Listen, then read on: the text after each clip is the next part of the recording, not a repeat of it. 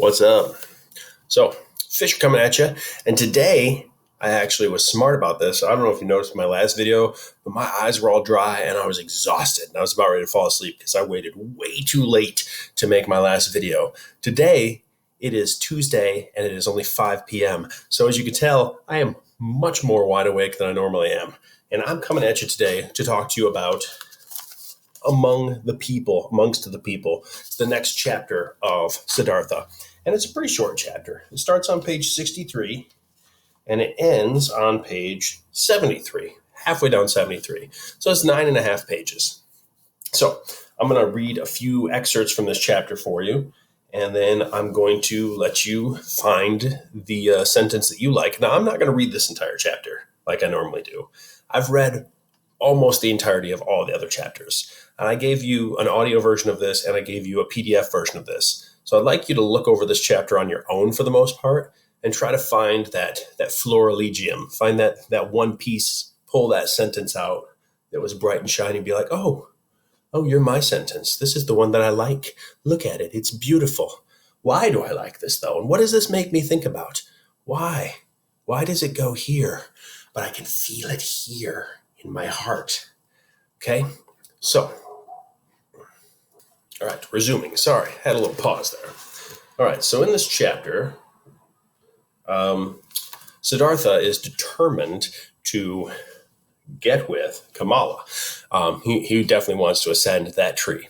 And so in order to do so, she said, you need to have money and you need to have clothes and you have to have nice shoes. You got to look good, you got to smell nice, and you got to buy me stuff.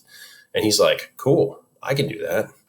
And so she sets him up with a guy, a merchant named Kamaswami. And Kamaswami is an aging merchant. And so she wants Siddhartha to work with him as like a protege, like somebody who can learn from a master, not be a servant. She definitely doesn't want him to be a servant because she is not interested in plying her wares with a servant.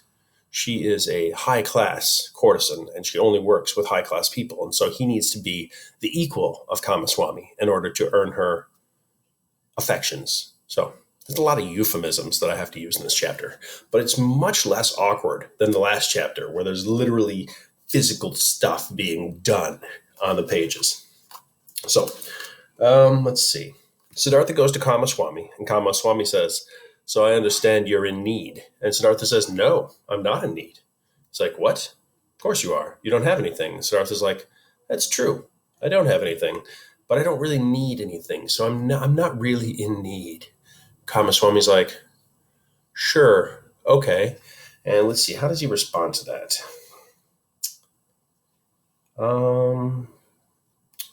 So you've lived on the possession of others. Apparently, the merchant also lives on the possession of others, says Siddhartha. Well spoken, but he does not take from others for nothing. He gives his goods in exchange. That seems to be the way of things. Everyone takes and everyone gives. Life is like that. Ah, but if you are without possessions, Siddhartha, how can you give? Everyone gives what he has. The soldier gives strength, the merchant goods, the teacher instruction, the farmer rice, and the fisherman fish.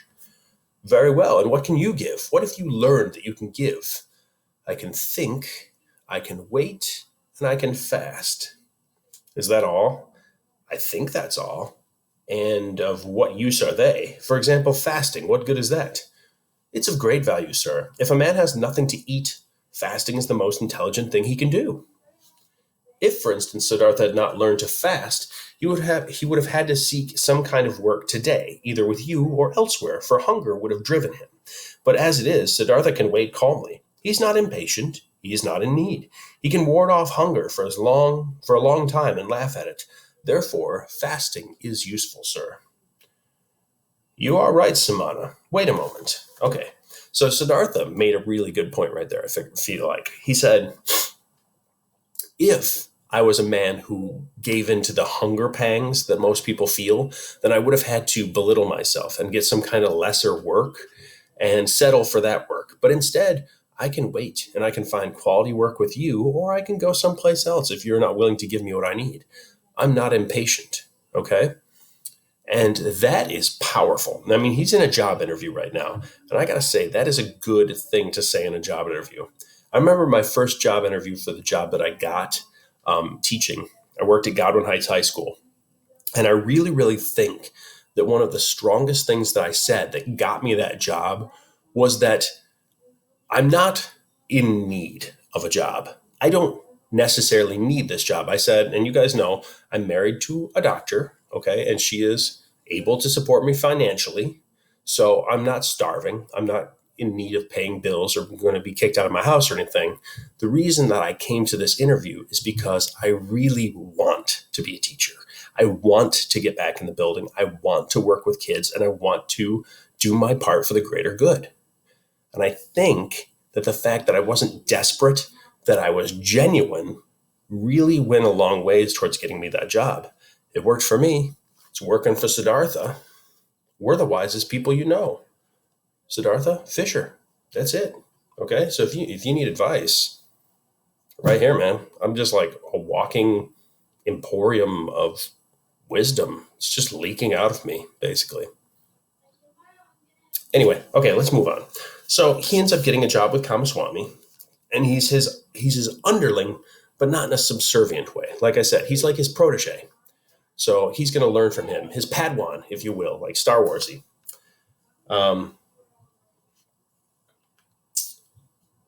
Siddhartha, he started doing all the things that a merchant should do, but he wasn't really invested in it. He didn't get sad if he lost money. He didn't get excited if he won money. He was just doing it so he could get together with Kamala.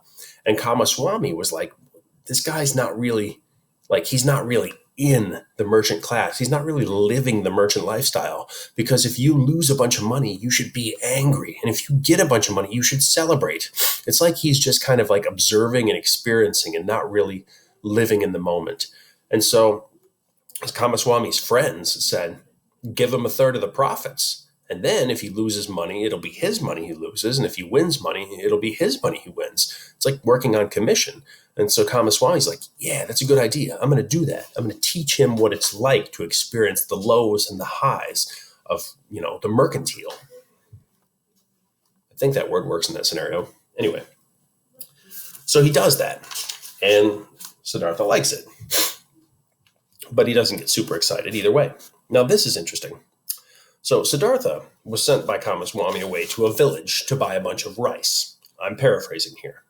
And while he was there, it turns out that he's too late. The rice has already been sold. But instead of leaving right away and being angry that he can't buy the rice, Siddhartha stayed in the village. He celebrated. The people had a wedding. He stayed and he celebrated in the wedding. He let people show him around town, show him what they were proud of. And he played with the kids, and he sat and talked with the people, and he had a great time. And it took him 2 weeks longer than it should have to go make this deal. And Kamaswami was mad when Siddhartha got back. And Siddhartha said this, which is another powerful line, I think. Oh. Do not scold me, dear friend. Nothing was ever achieved by scolding. If a loss has been sustained, I will bear the loss. I am very satisfied with this journey. I have become acquainted with many people. I have become friendly with the Brahmin's children, and they have sat on my knee. Farmers have showed me their fields. Nobody took me for a merchant. So he stayed and he developed relationships, and he enjoyed himself. He found that connection with people more enjoyable than making money or being angry because he didn't make money in that scenario.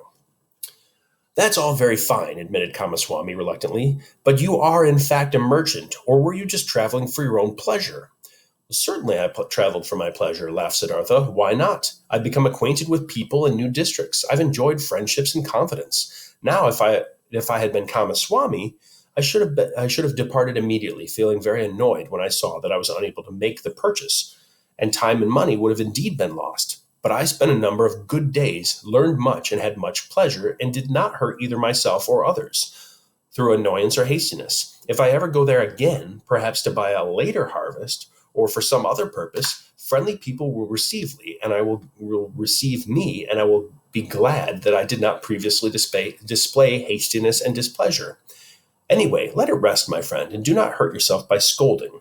If the day comes when you think this Siddhartha is doing me harm, just say the word and Siddhartha will go on his way.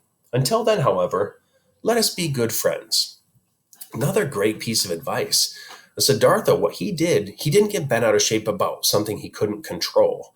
Instead, he turned the situation to his advantage. He built relationships with those people. He earned their trust and respect. So next year, if he goes back to that village and he wants to buy the rice harvest, but there's another merchant there, like the one who bought it this year, do you think they're going to sell it to that merchant, or do you think they're going to sell it to Siddhartha? They're going to sell it to the guy they like. And if they are trying to decide how much they should sell it for, who are you going to give a better price to? Somebody that you barely know, or somebody who was actually like at a wedding and played with your kids and sat and talked with you and was like a genuinely good person? So Siddhartha is actually a wise businessman in his own way. He's not cutthroat. He's not bloodthirsty. He's not no nonsense, merciless. He's a business person that still cares about people.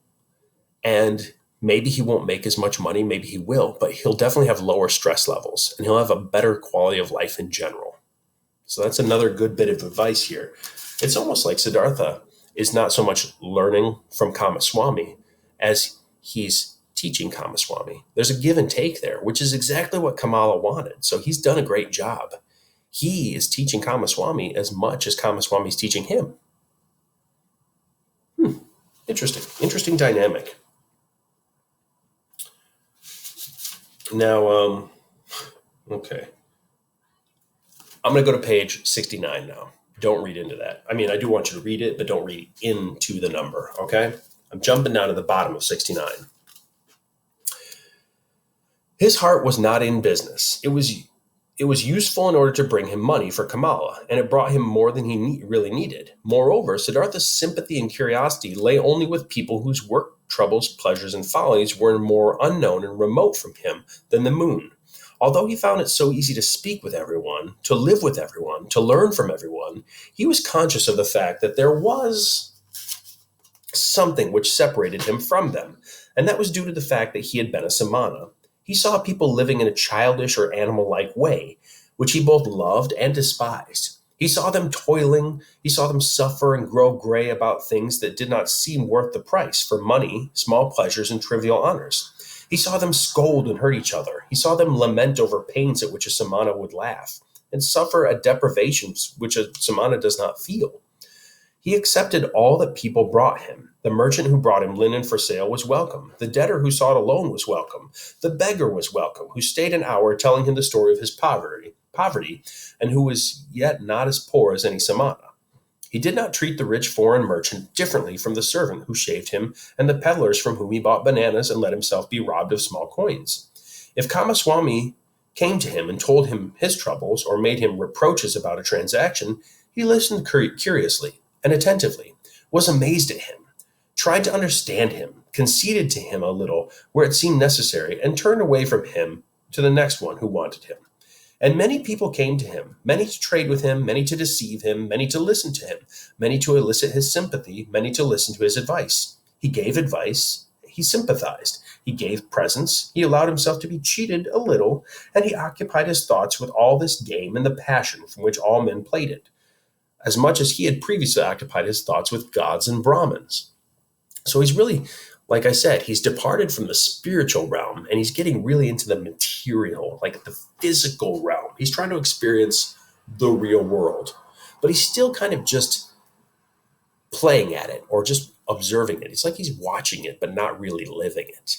He doesn't have any skin in the game because he's just not that passionate about it.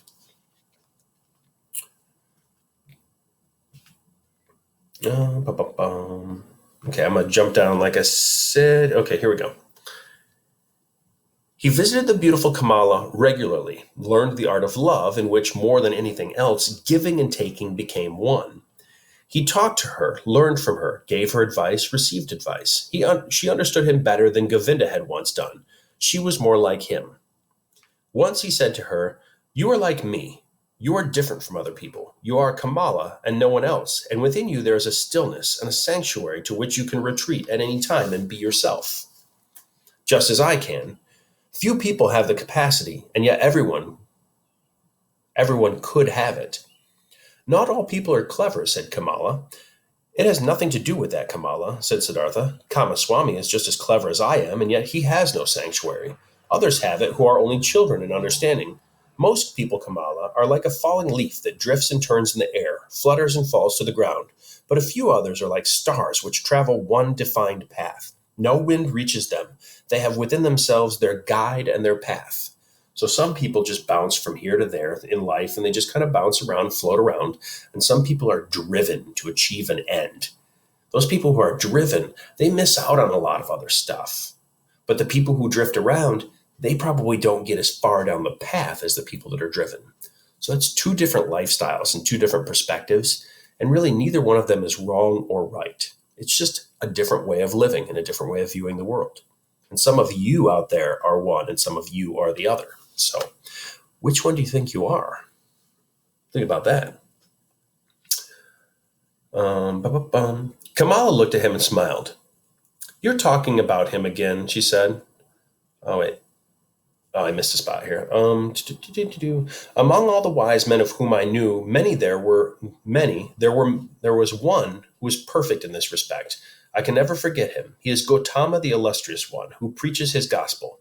Thousands of young men hear his teachings every day and follow his instructions every hour, but they are all falling leaves. They are not the wisdom that and guide within themselves. Kamala looked at him and smiled. You're talking about him again, she said. Again, you have Samana's thoughts. Siddhartha was silent, and they played the game of love, one of the 30 or 40 different games which Kamala knew. Her body was as supple as a jaguar and a hunter's bow.